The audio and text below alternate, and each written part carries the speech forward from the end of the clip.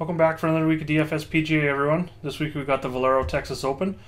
I'm going to go over my cheat sheet, a couple of my favorite picks, as well as the trend sheet. Go over a couple things there when it comes to the salary trends page. So we're going to start out at dfsr.com. This is where I do my article every week, if you haven't been following me. So to find my article, there's a lot going on in baseball right now, basketball playoffs, hockey playoffs. So to find the golf article, we're going to go to Other. We're going to scroll down. We're going to find the Valero Texas Open. And right near the top of the article here, before I get into my preview and everything, we have the cheat sheet link. So you can click here. You can also click right here as well. And to get the trend sheet, come down and you click here. When you click those links, it's going to open another sheet. Now, when you first open, it's going to be view only. So like we always do, want to make it a copy. Name it whatever you want. Click OK. When you do that, it's going to open another sheet in a tab. You can close this one down. What you're going to be able to do now is sort the columns, build your own model. So when we scroll over and look at the stats rankings in the orange, you can see my model here, what I'm kind of weighting out of 100, all the stats. So you can erase those once you make your own model of the stats that you want to look at, which in turn is going to change the weighted stat rankings here. And then it's going to change the whole formula of the overall ranking, stats, history, and form. So if you wanted to go more on stats, less on history, maybe some more on form, you can adjust those numbers as well. I try and keep them so they add up to 100. Changing those is going to change this dramatically as well. So just something to look at when you're making your own models. So start out, we got it sorted by DraftKings price. So we're going to jump over to the trend sheet here for a minute. And as you see, we got a little bit of a weaker field this week. So we're sandwiched between the Masters. We got the Players Championship in 3 weeks. We got the new format at the Zurich Classic, which starts next week. And there's a lot of top names going there. So with that weaker field, we see a lot of these names that are $2,000-$3,000 more than their yearly salary coming into the week, just because it's a weaker field. So guys like Matt Kuchar are going to be at the top again, just like the RBC Heritage, same price as well. So you'd actually, scrolling down, we don't see anyone till Graham McDowell in the 7,700 that is actually below their season average. So just something to consider there. Something else I look at with this trend sheet is you can really tell how many weeks in a row a guy's played. So Matt Kuchar, for instance, he's got the Valero, RBC Masters, and before that he played the Shell Houston Open. So this would be his 4th week. Same here with Charlie Hoffman, 3rd week in a row for Brandon Grace. So just some other things to look at when you've got the trend sheet open. Jumping back over to the cheat sheet, something I'm looking at this week: strokes gained off the tee. So mostly distance. So as you can see in my model, I put a little bit of distance in there. So looking at that strokes gained off the tee, but also approach as well. So I'm looking kind of at that ball striking 2.0. And I'm going to sort this column, strokes gained approach plus off the tee, highest to lowest. Just have a look at some of those guys.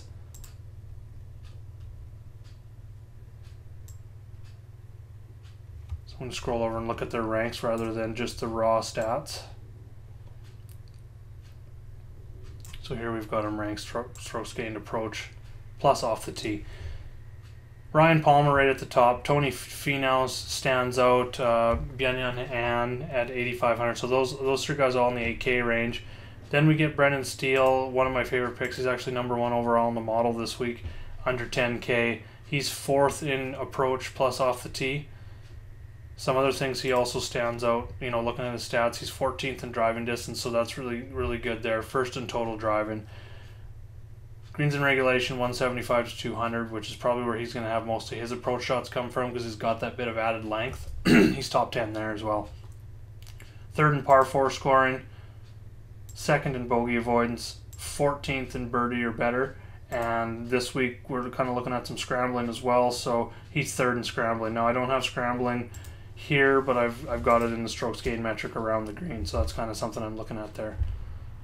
You also get a couple guys, Jim Herman and Greg Owen, who show up nicely in that stat as well. And then looking at those 2 guys specifically at their FanDuel prices, we get them in the mid 4K range. So GPP options for sure for those guys, just seeing that they stand out in that stat for sure. Greg Owen, another one, you know, he's there in the actual ball striking, good drive percentage. He's better with his short irons, but then you come down here and look at the 200 plus, and he's right there at second as well, so you can score on the par 5s. Another stat I'm looking closely at in my model here, as you can see, is the par 4 scoring. So something I'm going to do, the reason I'm looking at that, going to the 2014 to 2016, last 3 years stats here, just hole by hole stats for the tournament.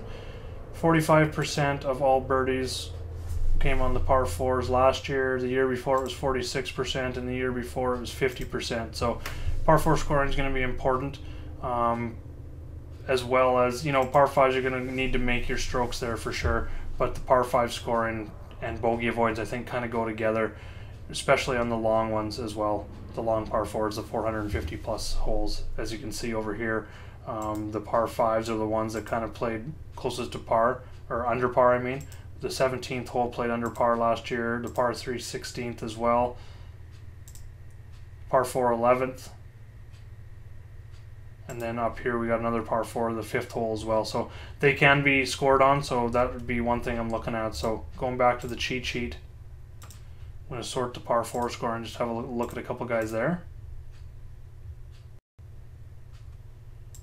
Jamie Lovemark's ranked number 1 in the field in the par 4 scoring. Right next to par 4 scoring and par 5 scoring, I've now got par 5 and par 4 birdie or better percentage. And then going back and looking at the stats, just I'm not really too concerned with birdie or better on the par 4s, just simply because there's not a lot of eagles on those par 4s made. Like last year, I think there was only 1, 2, 4 total on the par 4s throughout the entire time. So more or less just looking at the par 4 scoring average to see that more specifically. Brendan Steele's right there as well. Now, something else I'm looking at when I'm constructing my lineups is ownership. And one of the best places out there to go and gauge ownership is Fanshare Sports. I'm just going to go over there a little bit. So on the main site, once you get your account and you sign in, you see these tabs at the top. So I usually start at Fanshare Pro here. Start with tags just to see who's been mentioned the most. So as you see here, yesterday it was Charlie Hoffman kind of had the lead. Brendan Steele's jumped right up there, and it's a lot to do with his price, $800 difference in DraftKings salary there. So that would be the big difference why he's getting mentioned. No sits at all for him, so he's going to be popular, probably 35% range, probably in the 50% plus range when it comes to cash games. Some other guys that are showing up, you got Adam Hadwin, Charlie Hoffman. These are all guys I mentioned in my article, just having to do with course history or current form. They're all playing well right now, and Hoffman specifically has excellent course form here, course history. So Luke List shows up. You know, when I start seeing guys show up that are in the 7K range, I'll start to possibly consider fading them and trying to find someone else. So let's go have a look at Luke List, 7,600. We're going to sort by DK salary again, highest to lowest. We're going to go down into that Luke List range. He's number 2. He fits the model very well when it comes to stats. Looking at his course history, he finished 29th last year, so that's pretty good. 46th in 2013. He's got a 75th, so missed cut there last week. Last tournament he played, but third before that. He played really well early in the season, seemed to have found his groove, but if he's going to be in the 25 to 30% ownership range, there's some guys I might go to Keegan Bradley. He's usually not too high owned. He kind of fits the stats. He's had some history here. Form isn't the greatest. He does have a top 15 2 tournaments ago. Nick Watney, someone I've been watching, he hasn't had the greatest success. He's probably going to be 10% or less, I would assume. He's had some nice finishes there. 314 top 15s there in his last 5 tournaments. Missed his last cut, but that could definitely help keep his ownership low. So that's just something I look at when I use Fanshare Sports. The higher guys, the higher price guys, it's kind of more, I'm usually playing 2 or 3 of the high price guys anyway and just mixing and matching. So when I look at the tags, it's pretty much to see who I'm going to have more or less exposure to in the high range. But like I said, once it gets down to the 7 and the 6K range, the low end, if they're starting to mix in with some of those high price guys, I'm definitely going to start looking at possibly fading those guys and going to someone else in that range, just because there's a lot of variance in golf. So just kind of a strategy I do for GPPs. Going back to the cheat sheet, I'm going to look at some guys I mentioned in the article, current form, coming in with some nice current form. We always like to see a guy that's been playing well coming in. Adam Hadwin, like I said, he's been playing a lot lately. I think this is his 3rd tournament in a row. But he's got some nice finishes. He's having a career year. He's jumped from, I think I mentioned in the article, he was 200th in the world after the Safeway Open. He's jumped up to number 46 now. So he's made a stride, and he wants to stay inside that top 50. So he's getting in as much golf as he can. He also shows up a lot in the stats. He's top 10 in strokes gained approach plus off the tee. Strokes gained putting, he's top 10. Little trouble, top 50 around the green isn't the greatest, but it's very serviceable, especially when you're top 10 in putting and approach and off the tee. So par 4 scoring, he's 11th. 1st in bogey avoidance, 6th in birdie or better, 2nd in scrambling. So he's the guy that the history isn't quite there. Hopefully that keeps his ownership down, maybe outside the top 5 overall in that price range. But either way, I'm going to have some Adam Hadwin again. Go Canada. Another column I've been looking at just kind of for some value, not really too concerned about ownership with these guys, but just kind of find a little bit of value, is the decade odds differential. Kind of showing you the DraftKings rank along with his odds rank and just, you know, where it stands out. So the first one that really stands out in the, we can go and sort that column and have a look at the biggest ones. You'll get a lot of guys in the 6K range that are showing up. But what I look for is kind of the guys once we get into that 7K range. So I'm actually going to go and I'm going to sort by DK.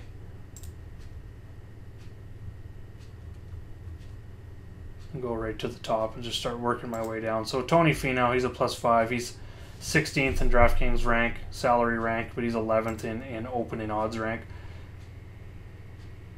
You get the -11 Harold Varner, so that might drive a few people. I really like him this week. I think he can do well here. He finished 9th here last year and wasn't coming in with that great a form. This year he's coming in with a lot better form. He fits the stats, driving distance. If he can make some putts, I think he can be there, so I'm not too concerned there. Chris Kirk with a lot less form with a negative odds differential. That's something I'm probably going to be fading him because of that. Soren Kjeldsen down here, he's a +14. He's coming in with some nice form for the price, for a mid 7K price tag, 36th, 27th, 32nd, 37th. So he's someone that kind of stands out there. The one I was looking at, we got a -50 Ben Crane, Tyrone Van Aswagen, I said Ben Crane, and right above him Brian Gay there. They're all -30 or worse. So usually when they start getting like that, I'm going to avoid those guys unless something really stands out with course history, current form type thing.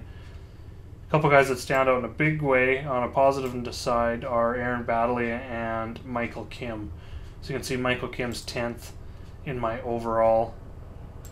He did quite well here last year. He finished 21st. So that's something you got to watch out with the modeling, is that the average, you know, he's only played here once, so it only takes into account that one, whereas you get guys that may have played here all 5 years, had 2 starts that were better than that, but missed the cut 3 times. They might have a better, a higher average finish, which might bump them a little bit. So it's just something to watch when you get a guy like Michael Kim that's ranked number 10 overall in the rankings. Is a lot to do with his 21st average course history. A couple other guys that stand out here, DA points, Jim Herman and Brian Stewart. None of them really have great history here, but they've all had their share of good run this year, and they all sit, as you can see, nice in some of the stands, especially Jim Herman. He's 8th in that strokes gained approach plus off the tee stat that I'm looking at. Down here we got a few more. We got like 5 guys in a row. Nick Taylor, Wilkinson, David Hearn. He's someone I'm really looking at to do with his form. He's really starting to pick it up here as the weather gets hotter. And he's had 2 top 15 finishes in 3 attempts here in the last 5 years. So he did miss a cut in 2015, but 13th last year. So he's a guy I'm probably going to have lots of exposure on in that mid 6K range. And Nick Taylor, he kind of fits the same thing as that Michael Kim with, he was 21st here, tied for 21st last year. But he's coming in at the 22nd, so I'll definitely be looking at him. He's not bad in any stats, but he doesn't really stand out.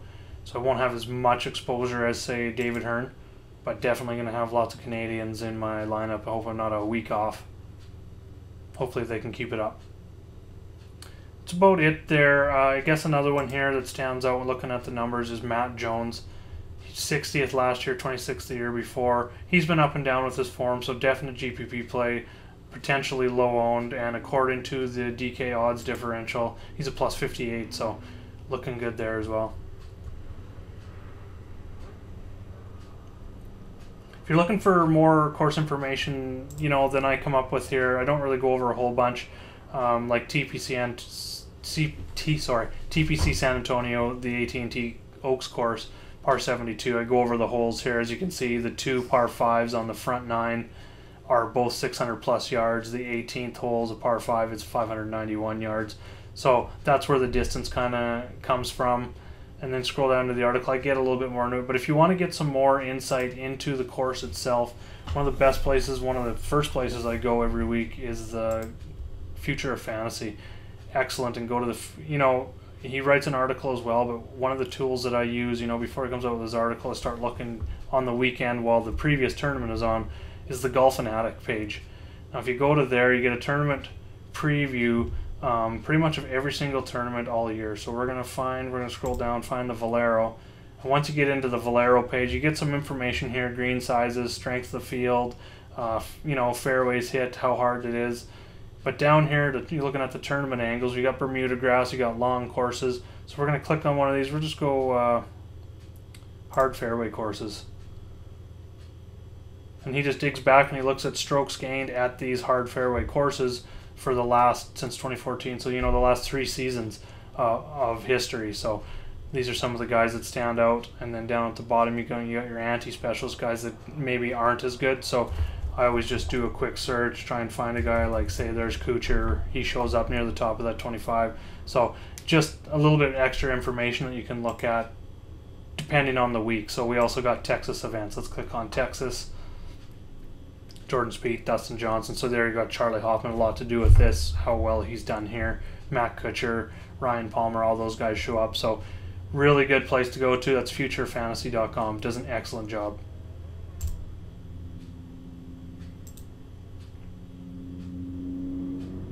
GPP ownership's another one on the trend sheet that I'll look at, just to kind of get a feel.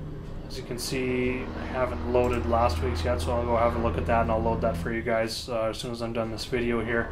But it shows the guy's ownership throughout the whole season. Now, something I'm working on for the future is going back and finding that strength of field and adding it to each column, so that in the future I can have a database also built for weak field. So along the lines of what Josh does with Future of Fantasy, just with my own GPP ownership, DK points trend, and the salary trend, stuff like that, just so get a little bit more real representation of those trends, when you're comparing it to the field, because the Masters is a lot different than this week. You got a lot better golfer, a lot more high-end top-end world golfers at the Masters than we see this week. So there's a lot of changes, and some of the stats and trends can be misleading. So definitely working on that.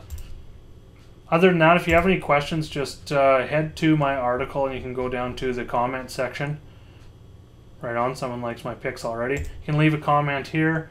Tell the computer you're not a robot. We don't like robots at dfsr.com. Yeah, you can also join the chat. I'm going to be in the chat. I'm in there usually 4-6 hours a day. Golf day, I'm usually going to be there all day on Wednesday.